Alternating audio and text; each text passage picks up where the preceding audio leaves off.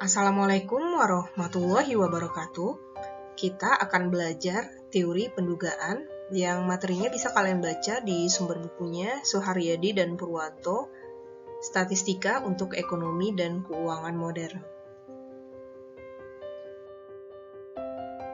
Nah, di dalam teori pendugaan ini nanti kita akan belajar bagaimana menduga titik parameter. Jadi pendugaan itu ada dua, yaitu pendugaan titik dan pendugaan interval.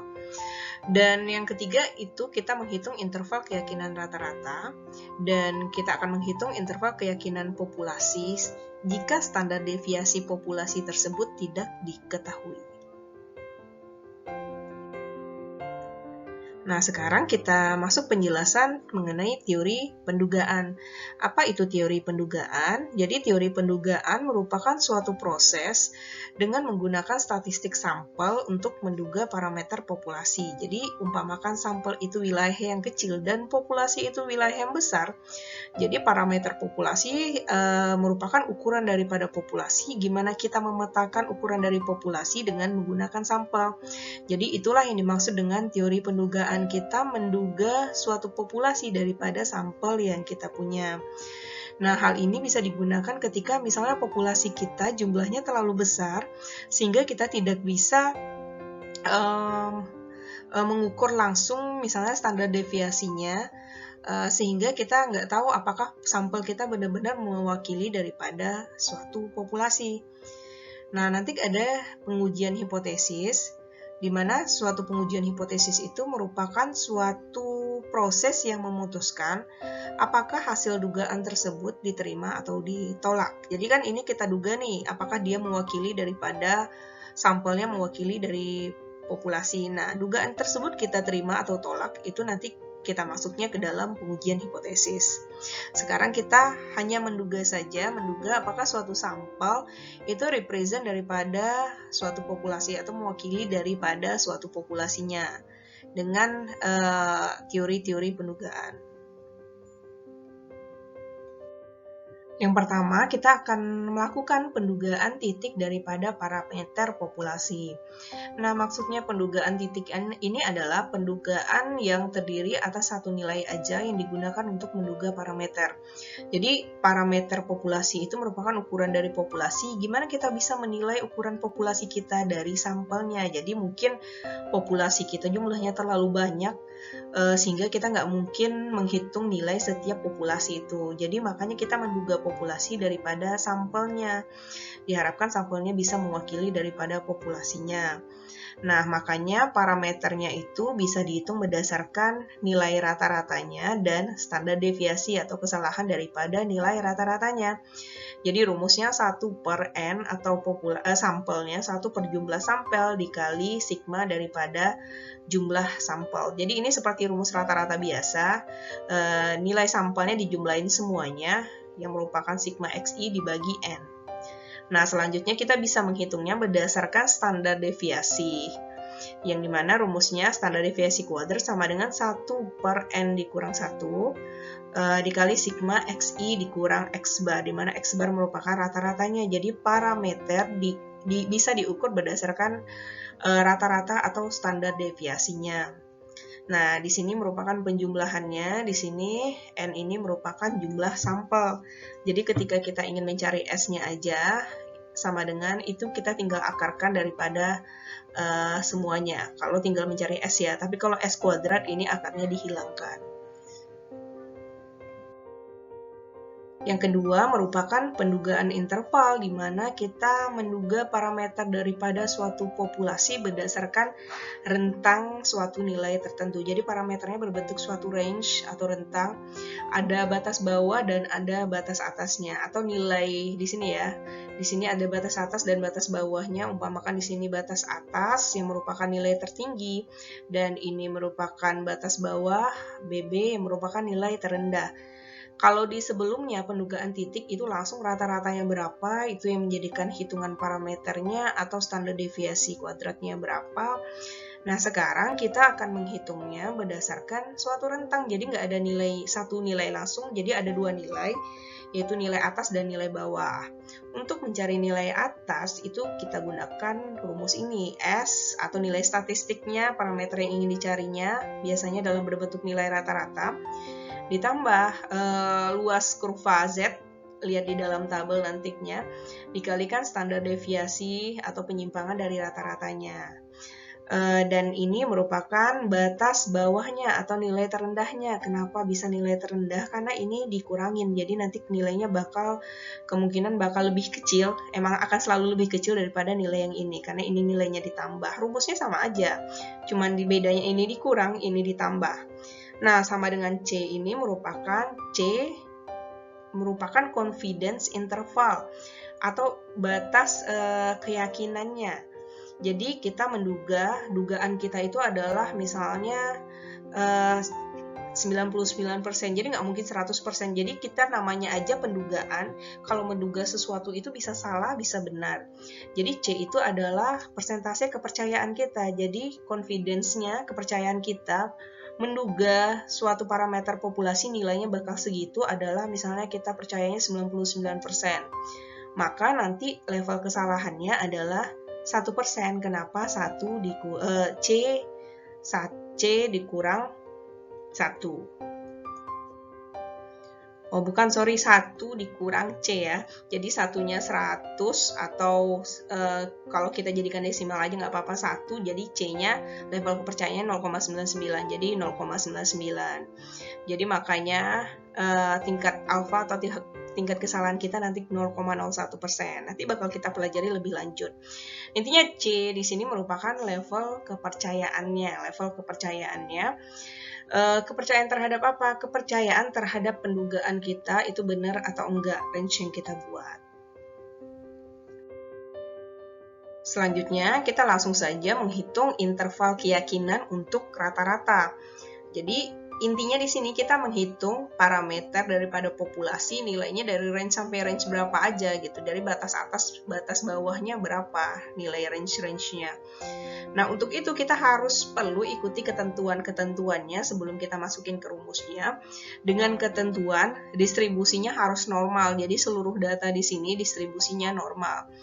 Distribusi normal itu adalah ketika nanti nilai Z sama dengan nilai datanya dikurang X bar per standar deviasinya, nilainya antara 2 sama minus 2. Jadi yang lewat dari ini dianggap tidak normal nantinya. Ini bakal kita pelajari selanjutnya. Nah, tapi kita di sini fokusnya adalah membuat nilai interval dulu. Jadi, untuk membuat suatu nilai interval, kita anggap seluruh data kita sudah berdistribusi normal.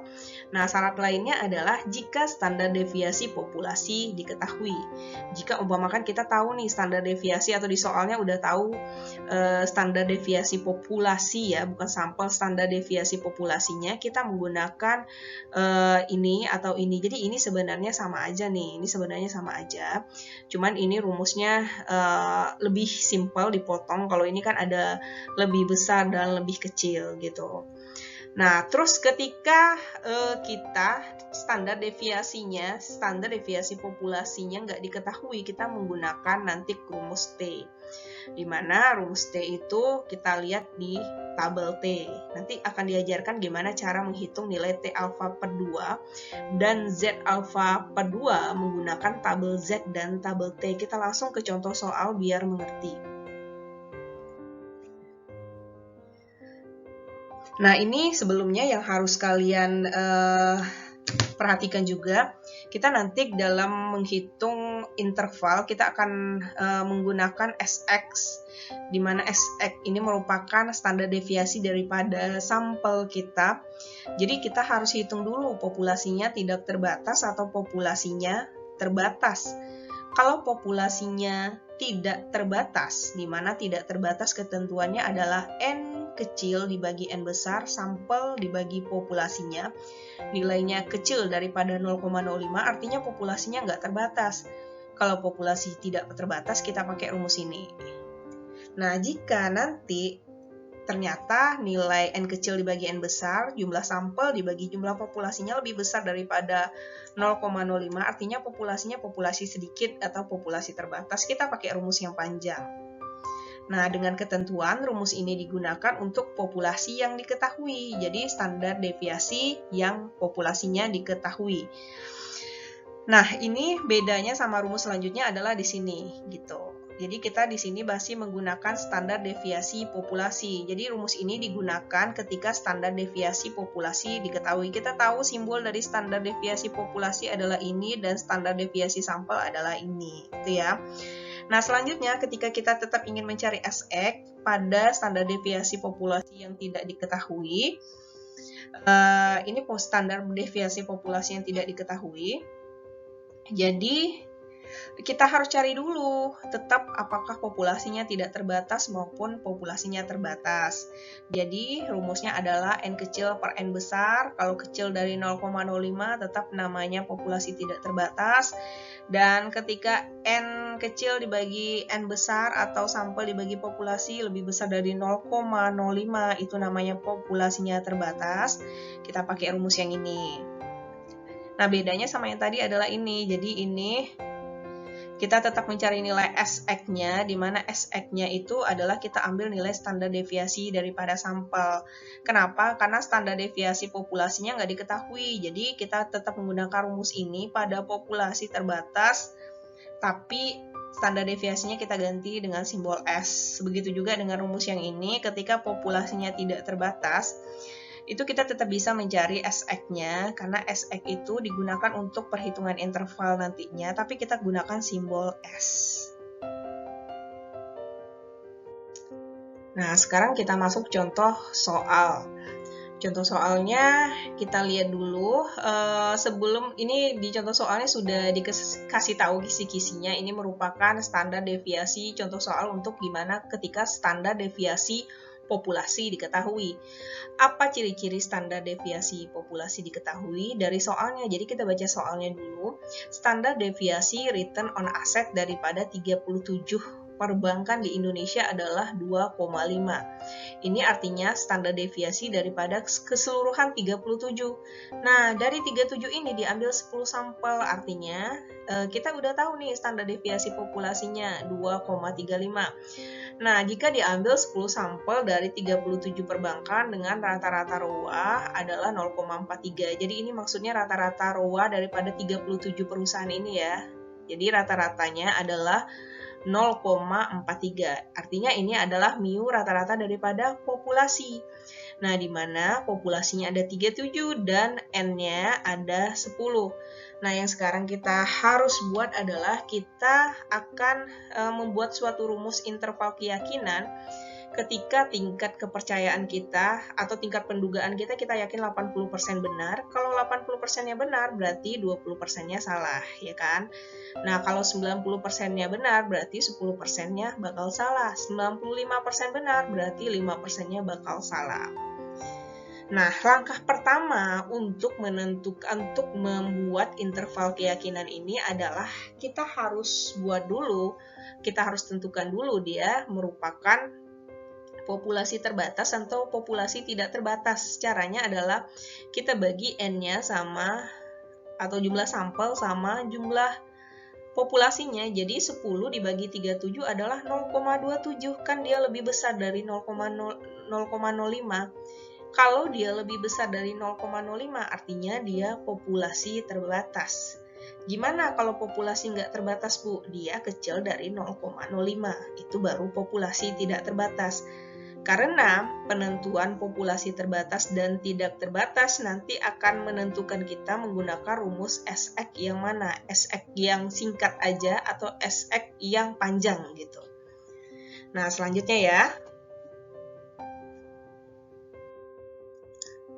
Langkah pertama tadi yang kita lakukan adalah kita menentukan apakah populasinya terbatas atau populasinya tidak terbatas.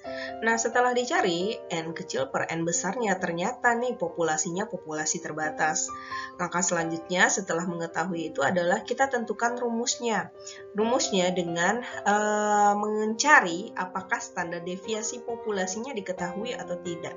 Di slide sebelumnya sudah ada penjelasan, jadi ada rumus di bagian kiri, nanti bisa kalian lihat kembali, dan ada rumus di bagian kanan. Nah, rumus di bagian kiri inilah untuk yang populasinya sudah diketahui, jadi kalian gunakan rumus tersebut. Nah, rumusnya udah dipindahin di sini, jadi digunakan rumus ini.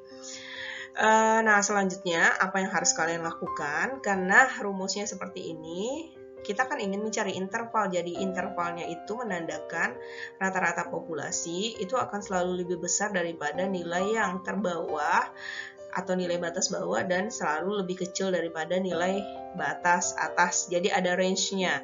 Artinya di sini batas bawahnya umpamakan dan ini batas atasnya, nilainya selalu akan lebih besar daripada ini dan selalu akan lebih kecil daripada batas atasnya. Nah, terus selanjutnya apa yang harus kita lakukan? Karena di sini ada Sx, di sini ada Z alpha per 2, dan ini adalah minus Z alpha per 2 dikali Sx, di mana mu-nya nanti kita kurangkan ke sini. Nah, untuk itu kita perlu cari Sx dulu. Sx dulu caranya adalah dengan menentukan dia populasi terbatas atau tidak. Tadinya kan kita sudah tahu nih, dia populasinya adalah populasi terbatas. Maka kalau terbatas kita pakai rumus yang panjang. Rumus yang panjang di mana yang di sini ada standar deviasinya, karena dia adalah populasi dengan standar deviasi diketahui. Maka Sx sama dengan standar deviasi dibagi akar daripada jumlah sampel dikali akar daripada populasi dikurang sampel per populasi dikurang 1. Nah, ini tinggal dimasukin aja. Standar deviasinya 2,35, sampelnya 10, populasinya 37, sampelnya 10, terus 37 dikurang 1, maka Sx-nya dapat 0,64. Ini kita udah dapat Sx yang ini, Selanjutnya apa yang harus kita lakukan? Kita cari Z alpha per 2-nya. Z alpha per 2 dengan menggunakan grafik atau kurva normalitas. Dengan ketentuan C-nya adalah 80%. Jadi kita harus tentukan dulu batas kepercayaannya adalah 80%. Artinya kita 80% yakin dugaan kita itu benar. Artinya kalau 80% yakin, kesalahan yang bisa kita terima adalah 20%, atau tingkat alfa kita adalah 20%. Nah, kurva normalitas bentuknya akan seperti ini. Jadi luas dari sini sampai ke sini gitu. Luasnya adalah 1. Maka kalau kita bagi 2, luasnya 0,5, 0,5. Jadi dari tengah ke sini luasnya 0,5, dari sini ke sini luasnya akan 0,5. Nah, kesalahan yang bisa kita terima adalah yang kita buang daripada kurvanya. Karena kesalahannya 20% dan kita kurvanya two tail atau 2 ekornya, maka kita bagi 2 kesalahannya, maka di sini 10% dan di sini 10%. Nah, berarti disinilah wilayah yang kita ingin cari. Nah, terus gimana caranya? Kalau misalnya 10% itu sama dengan 0,1 kan, kalau dibagi 100, maka luas dari sini sampai di sini adalah 0,5, yang dari sini kesalahannya di sini adalah 0,1, maka sisanya adalah yang di sini 0,4, ya kan? Di sini 0,4. Nah, begitu juga yang di sisi yang di sini, karena kita two tail, 2 arah, yang ini menunjukkan batas yang nilai bawah dan sini menunjukkan batas atas, maka kesalahan yang bisa kita terima juga di sini 10%. Kenapa 10%? Dari tingkat kesalahan dibagi 2. Maka di sini 10% sama dengan 0,1. Karena jarak dari sini sampai di sini 0,5, maka 0,1-nya diambil. Kita kurangin aja, 0,5 dikurang 0,1, maka 0,4 di sini dan 0,4 di sini. Nah, setelah mendapatkan 0,4 tersebut, kita lihat di tabel Z untuk menentukan nilai Z-nya berapa dari tabelnya.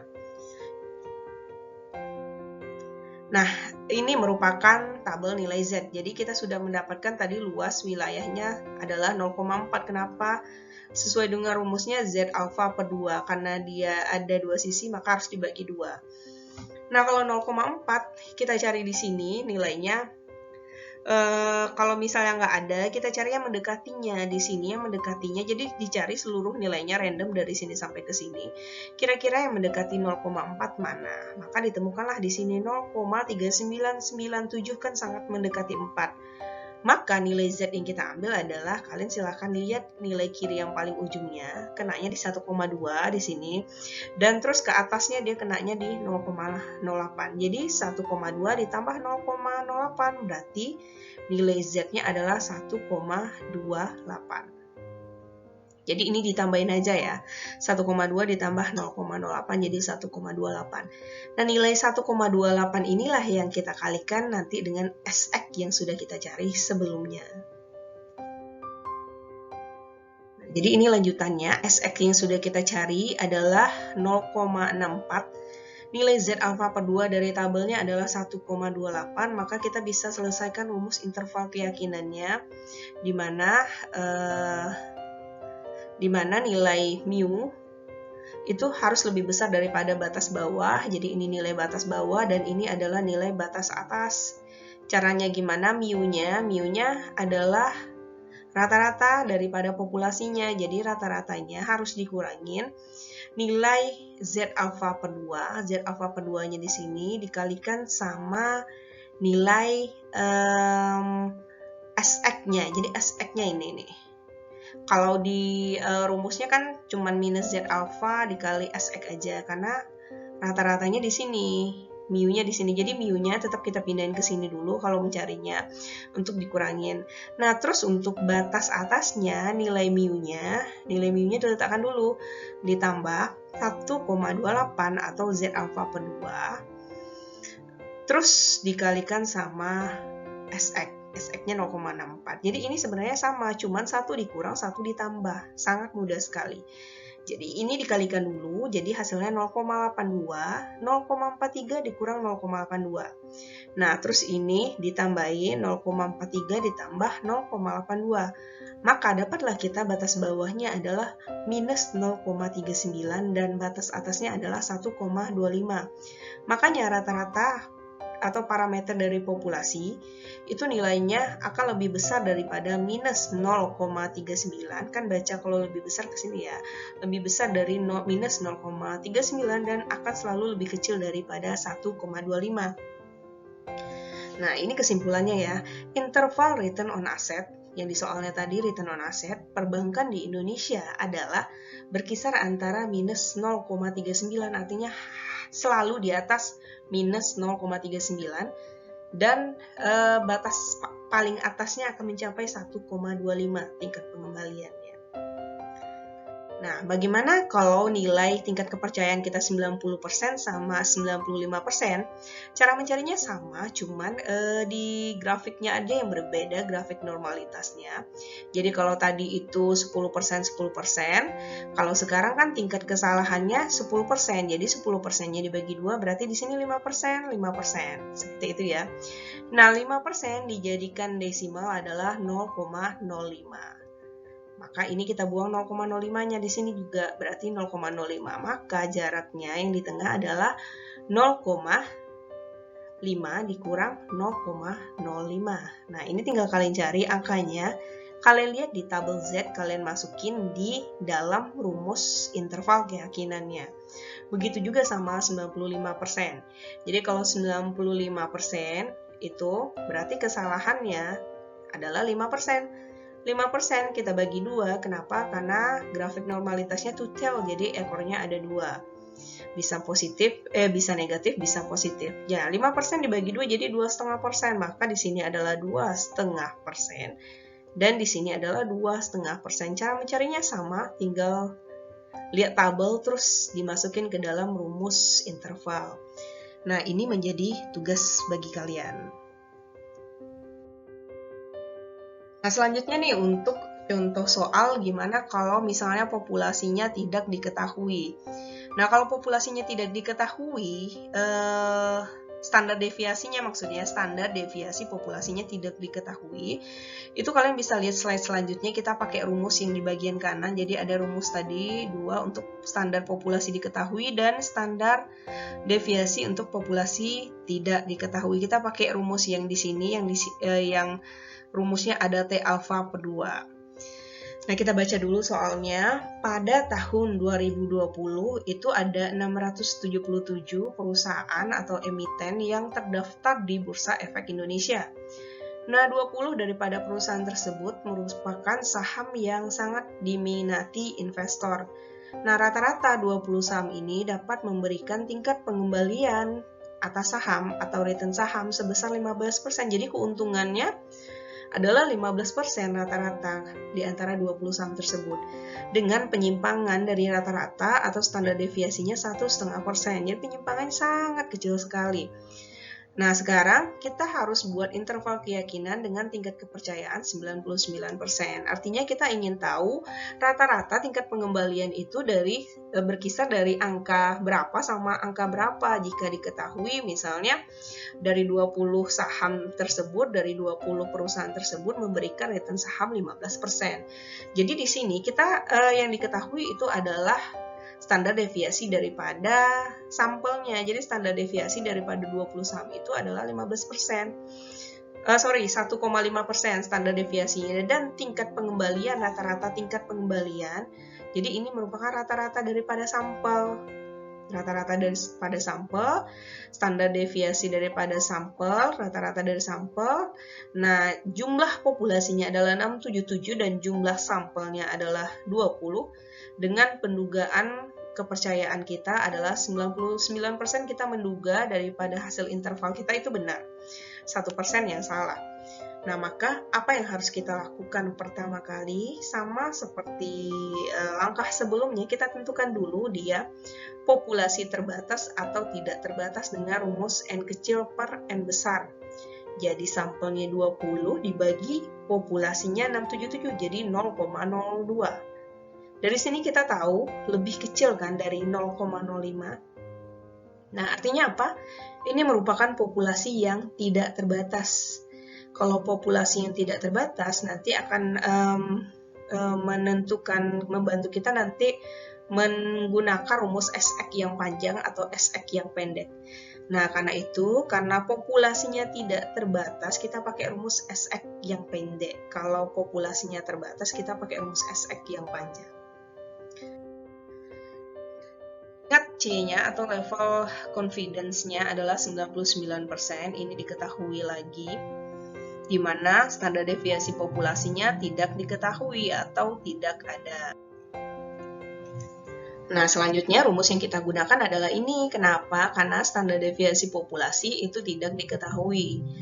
Nah, kapan menggunakan rumus ini? Tergantung populasinya terbatas atau tidak terbatas. Nah, yang kali ini buat sengaja yang tidak terbatas supaya kita bisa coba menggunakan rumus yang pendek ini. Selanjutnya bagaimana? Tinggal kita masukin aja. S itu merupakan standar deviasi daripada populasinya. Nah, ini 1,5, kita masukin nilainya di sini. Dibagi akar daripada sampelnya. Jadi sampelnya 20, maka dapatnya adalah 0,34 SX-nya. SX ini kita gunakan nanti untuk mencari nilai intervalnya. Jadi SX-nya udah diketahui, rata-ratanya sudah diketahui, tinggal T alfa per 2-nya. Nah, gimana untuk mencari T alfa per 2-nya? Dengan level confidence adalah 99% atau tingkat kepercayaannya adalah 99%. Maka alfanya adalah 1% atau tingkat kesalahan. Alfa tingkat kesalahan 1%. Dari mana datangnya? Tinggal 100 dikurangin 99%. Kan 100% kepercayaan dikurang 99%. Nah, maka untuk melihat nilai T alfa per 2, yang harus kita lakukan adalah pertama kita menggunakan rumus DF, degree of freedom, di mana rumusnya adalah N dikurang 1, maka N-nya sampelnya 20 dikurang 1, 19.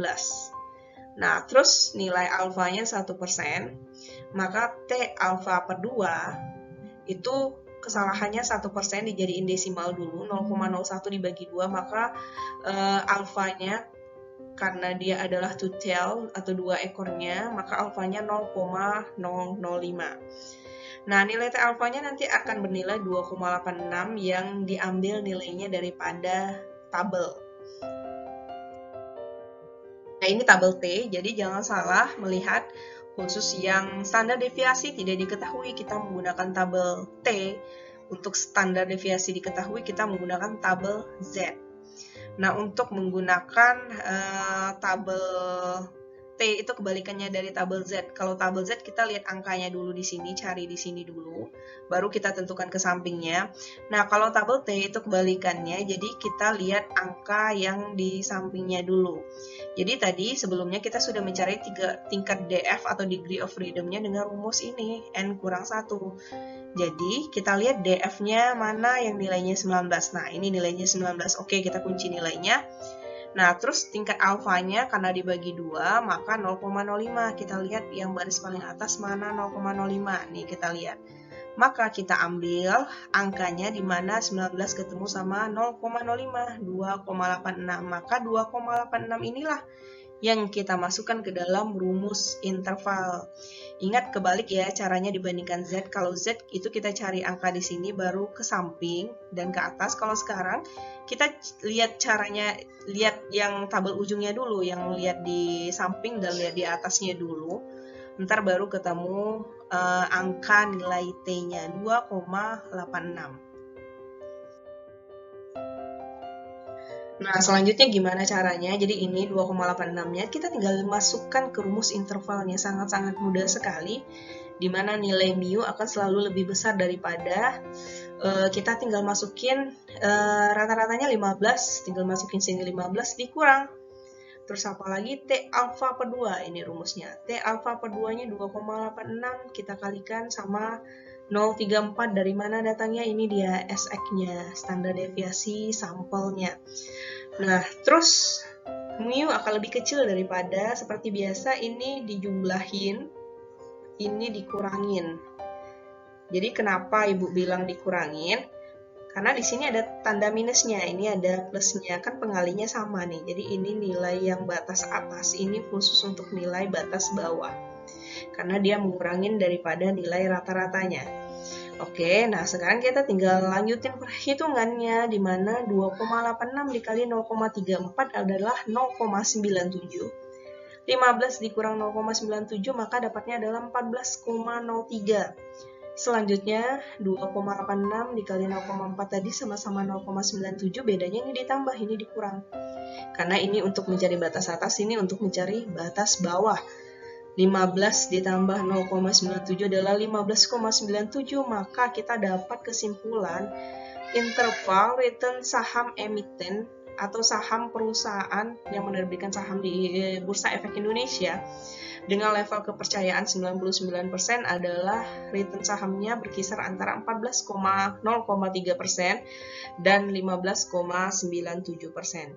Jadi ini merupakan rentang daripada tingkat pengembalian yang kita cari tadi. Jadi Ibu ulangi lagi, berkisar antara 14,03, dia akan selalu lebih besar daripada 14,03 dan selalu kecil daripada 15,97%.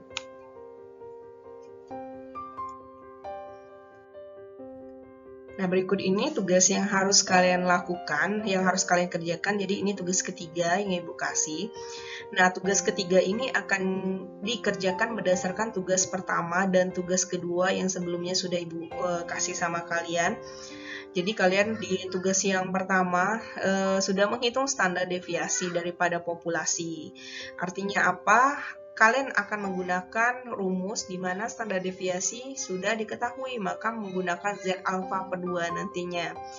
Nah, terus yang harus kalian cari adalah tentukan aja, buatlah interval keyakinan dengan tingkat kepercayaan 90%, 95%, dan 99%. Di soal sebelumnya itu rata-rata sampel sudah diketahui, rata-rata populasi juga sudah diketahui, jadi kalian tinggal masukin rumusnya ke dalam rumus yang interval keyakinan. Nah, tugas yang kedua, jadi ini tugas pertama, tugas yang kedua kalian tinggal selesaikan, ada soal tadi yang belum diselesaikan, menghitung nilai interval keyakinan menggunakan Z alfa per 2 pada level, kalau nggak salah interval keyakinannya 90% dan 95%. Tinggal selesaikan aja tugasnya, ini gampang. Tinggal ganti level of confidence-nya atau tingkat kepercayaan saja. Nah, tugasnya sudah Ibu kasih 3 kali ini dengan yang tugas yang ini. Tinggal 1 kali lagi berarti sudah 4. Nah, kalau sudah 4 kali berturut-turut bisa mengumpulkan 10 kali yang pertama, 10 kali yang pertama, artinya kalian sudah bisa free UTS, dan sehabis Ibu kasih tugas keempat, Ibu akan publish nilainya di Classroom, silahkan dilihat yang mendapatkan free UTS. Nah, demikianlah penjelasan mengenai teori pendugaan. Jika ada yang ditanyakan, silahkan hubungin Ibu secara personal langsung. Demikianlah penjelasan untuk kali ini. Saya tutup. Assalamualaikum warahmatullahi wabarakatuh.